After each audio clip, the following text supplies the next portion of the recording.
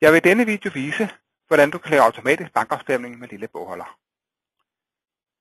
Først skal du sikre dig, at du i arkets stamdata har indsat navnet på den kasseklade, hvori der ligger posteringer på banken, som skal med i afstemningen. I arket indlæs bank skal du sikre dig, at du har lavet en korrekt opsætning til den bankkonto, du vil afstemme. Se videoen om indlæsning af bankposter for at se, hvordan du laver denne opsætning. Udover den grundlæggende opsætning, der er nødvendig for, at lille bogholder kan læse bankfilen korrekt, skal du også sætte kriterierne for den automatiske bankafstemning. Du kan her vælge det maksimale antal dage, som der må være mellem poster, der udlignes. Du kan lige selv bestemme, om den automatiske bankafstemning skal søge at udligne en post i banken mod flere i bogføringen og omvendt. Opsætning er på plads, så klikker du på Lav bankafstemning. Du skal nu udpege den bankfil, som posteringerne i bogføringen og kasseklæden skal afstemmes med. Jeg vælger filen og klikker OK. Herefter laver lille bogholder bankafstemningen. I bankafstemningen vises til venstre alle poster i bogholderiet og i kasseklæden. Poster med fed skrift, det er posteringer, der er bogført, og dem, der ikke er fede, er posteringer fra kasseklæden. I højre side, der vises filen, bankfilen og posteringerne fra banken. Og helt ude til højre, der vises løbende differencen dag for dag mellem bogføringen og banken. Bankafstemningen omfatter automatisk den periode, som bankfilen omfatter her 1.1. til 30.6.2009. Og som du kan se, så er der indsat blanke linjer af bankafstemningen, for at posteringerne i banken og i bogføringen står ud for hinanden rent datomæssigt. De poster, der udligner hinanden, de er vist med farvet baggrund. Og hvis du holder musen henover, så kan du se som kommentar, hvilken post der er udlignet med.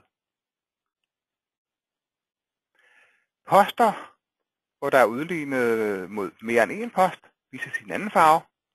Her kan du eksempelvis se, at de her to posteringer udligner en postering på 4.225 den 27.1. bogholderiet. Samme gælder den hernede.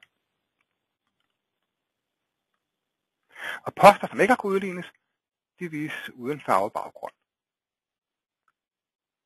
Og her er der 3 poster i bankfilen, som ikke er bogført. Og som vi kan se, er summen af de 3 beløb lig med differencen i banken.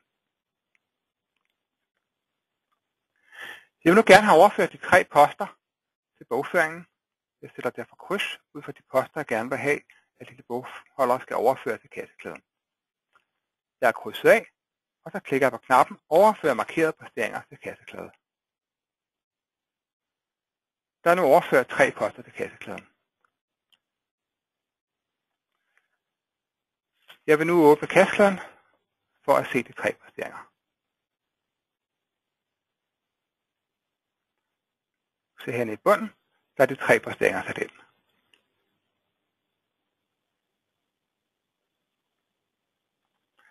Så kan vi lave en ny bankafstemning ved at klikke på knappen en gang til.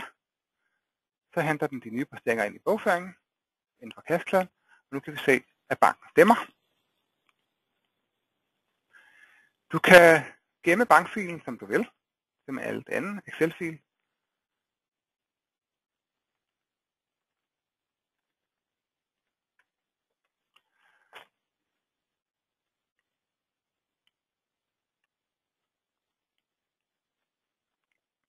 Og du har mulighed for at rette alt det, du har lyst til. Det er fuldstændig som en almindelig Excel-fil. Sidst skal jeg lige bemærke, at du har mulighed for at ændre kriterierne på, hvordan den skal afstemme. Og så lave en ny bankafstemning, så laver den en ny fil efter de nye kriterier. Ja, hermed er videoen om automatisk bankafstemning slut. Tak for din opmærksomhed.